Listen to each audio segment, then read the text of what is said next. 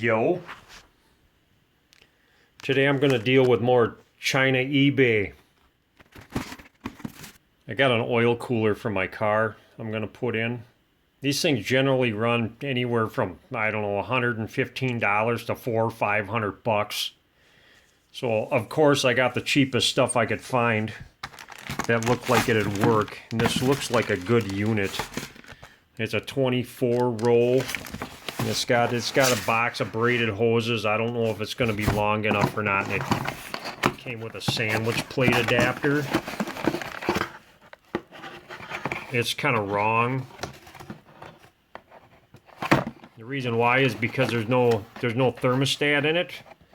After I bought this, I found that I could get the same kit with a thermostatic sandwich plate in it.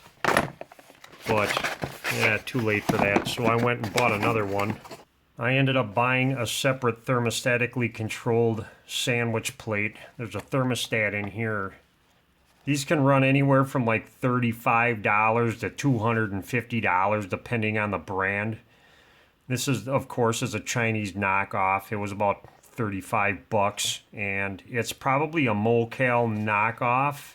Theirs look exactly the same, only there's no labeling on this thing anywhere. It's totally generic. There's nothing on the box. Totally Chinese. Probably some stolen intellectual property of some kind.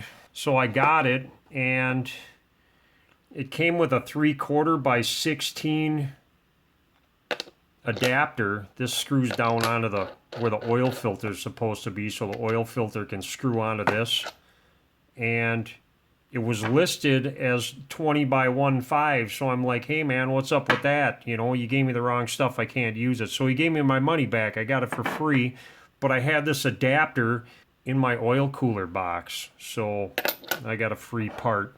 Another thing I don't like about this is these adapters, they have O-rings that go on here and they screw in here, and they're really not right. There's just a little bit of a taper on there, so if I go screwing this thing down, I'm gonna smash this O-ring, and I don't know, it'll probably seal, who knows. It's not gonna be right though. So I decided I bought a box of copper washers that go all the way up to 22 millimeter. I think this is the 20 millimeter one, and it should fit. I mean, I'm pretty sure that'll seal really nice. I'll be able to torque it down really tight. So I'm gonna try that. This has an O-ring too, but it's machined in here the right way, so it's actually gonna be sealing on the outside. This will screw all the way in. They had this screwed all the way into, it wasn't really tight, and they didn't lubricate the seal, so I might put a different O-ring in here just to make sure that this one's not torn. It looks like there's a little lip on it, so I'll probably put a new O-ring on it and put some silicone paste on it so it squishes down and it doesn't wreck the seal. The neat thing about these, the thermostatically controlled ones, is there's always a little bit of a, if you can see, there's a little bit of daylight in there. So these things always, in a way, they kind of leak a little bit. You can probably see that daylight in there. So basically with this thing screwed down, what's going to happen is when it's cold, the oil's going to go in that little hole, and it's going to run up through the filter and then go down into the engine. And then when this closes, it'll bypass this hole and it'll go through the line. It'll go through the line this way, and it'll go back in the line in here and then go through the filter and down into the engine. There's basically a couple of reasons why you want a thermostatically controlled sandwich plate too, because this one doesn't have anything. And for one, your oil might be too cold, and you want to get it up to operating temperature because the oil's going to work properly. It doesn't work right when it's too cold, and it's going to evaporate all the condensation and moisture out of the oil if it's hot enough. If it's too cold, it won't.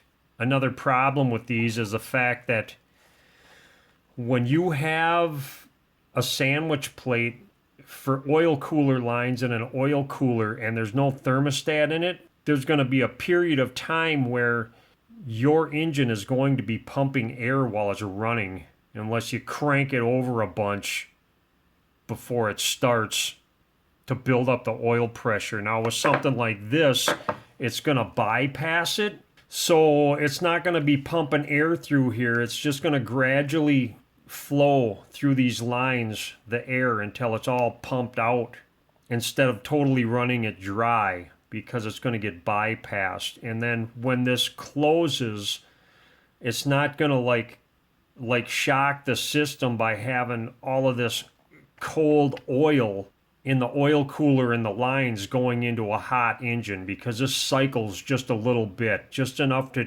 keep it as warm as the engine without actually producing a lot of flow going through it.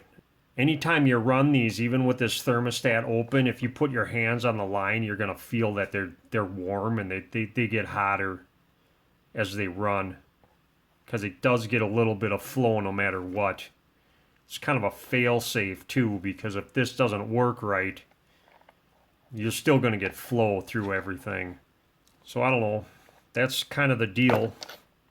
I messaged this guy too, and I'm like, hey, what temperature thermostat is in here? Because it didn't say what temp thermostat's in it, and he messaged me back and said there isn't one. So the guy obviously didn't know what he was talking about. I put it in my toaster oven, and I used a thermometer, and it started to close at about 165 degrees, and it was fully closed at about 180. So that's really way too cold. Most of your factory cars that have oil coolers in them, they want the thermostat at the operating temperature of the engine. So it should be anywhere from like 185 to 210 degrees. That's usually a good number. 220 is fine. So I got a socket, I don't know, it was like an 1.16" socket, and I unscrewed this thing and took it all apart. And there's a spring in here with this guy in the cap. And this is your thermostat. This is the thermostat motor. They call them motors. And there's a valve in here that goes in like this, and then a spring to push it back up. And they're pretty much all about the same. And I tried looking up a motor for this, and I couldn't find one. There's other brands that sell them, but they might be a little different. I don't know. What, Mishimoto, they have thermostats that you can buy, and they're about $30. And it looks like this pin is longer. So basically it's a really simple thing. There's just some wax in here, and when it gets to a certain temperature, the wax expands and it pushes this rod out. That's all they do. All the thermostats are the same. There's no number on here. There's no part number. It does. A lot of times regular thermostats will have a number on here and tell you what temperature it is. And usually from the point where it starts to open to the point where it's fully open is usually about a 10-degree difference. So when I measured this, then it started opening up at 165 degrees. At about 175, it was fully open. So that's normally what they do. So, like I say, I couldn't find one of these because it's just some Chinese knockoff. Mocal has one, and it's 180 degrees. It looks the same. I don't know if Mocal one would work or not. I could probably just buy one for like $25 and see if it works, because it really does look like the same thing. So what I did to combat this little issue, I went and saw my friends at the parts store, and I dug through all of their thermostats, just regular thermostats. I got this one for like $5. 14209. It's like some Chrysler thermostat. And I tried to find one that has a motor in it that is the same diameter on the seat. Most of them are way bigger in diameter This is a 195, so the temperature's right. It's gonna work and operate the same as the coolant thermostat in my car. So it's all gonna be the same stuff. So the motor in this thermostat should work just the same. So I'm doing something a little unorthodox again. I'm sure nobody's done this before. But yeah, it's a $5 thermostat. It's going to do the same thing. It's made the same exact way. I mean, it's just a wax motor. And I'm not going to have to pay $30 for it. And I could get it at a regular parts store for $5. I'm just going to take a side cutters and I'm just going to try to rip this thing out of here.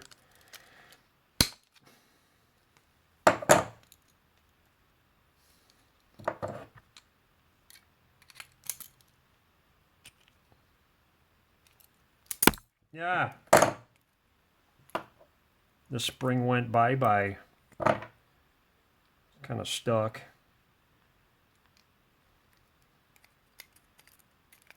Suppose I could try to take the pin out. Maybe.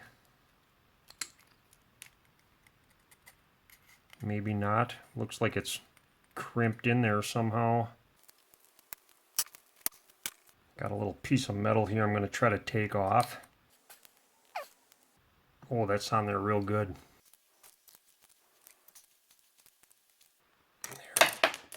There it goes.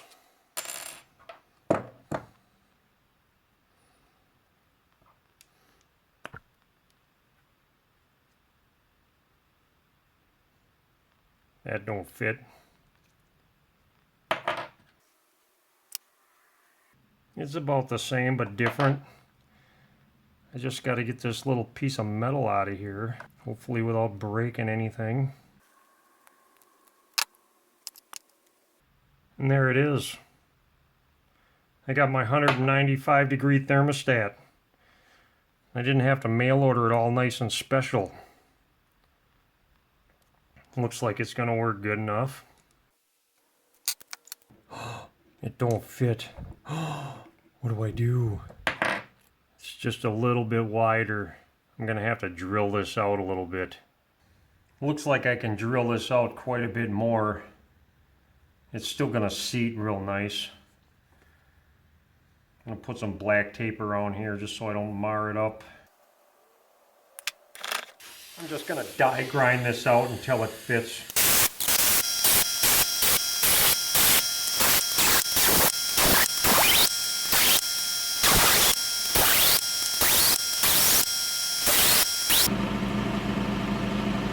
There we go, it fits.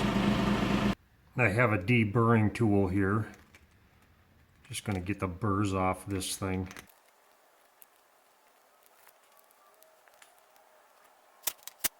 There we go. It's going to work.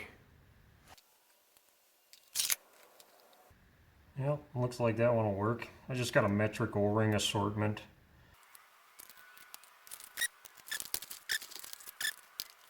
Some silicone paste I'm going to put on the seal to make sure it goes in nice and doesn't tear.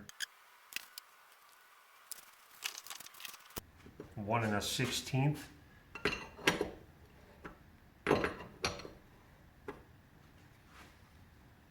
Looks like it went in there real nice. There it is, it's in there. Now I just got to see if this thing's going to work right.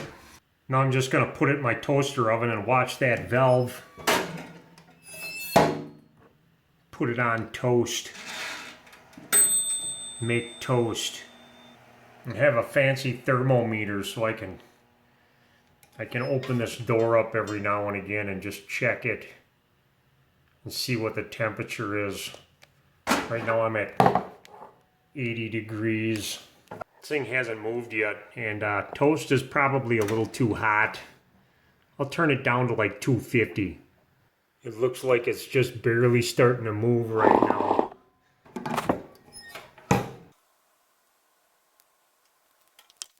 I'm at 195 degrees. So it should be just right.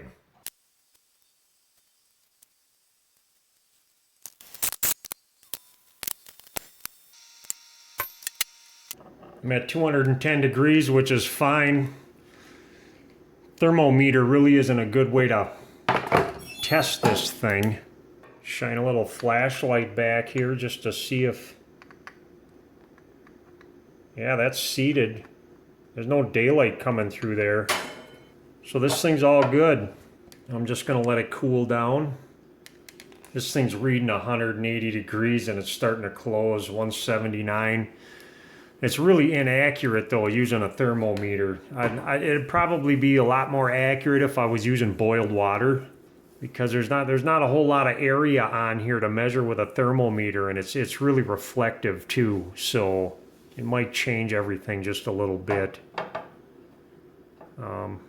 That's definitely still hot.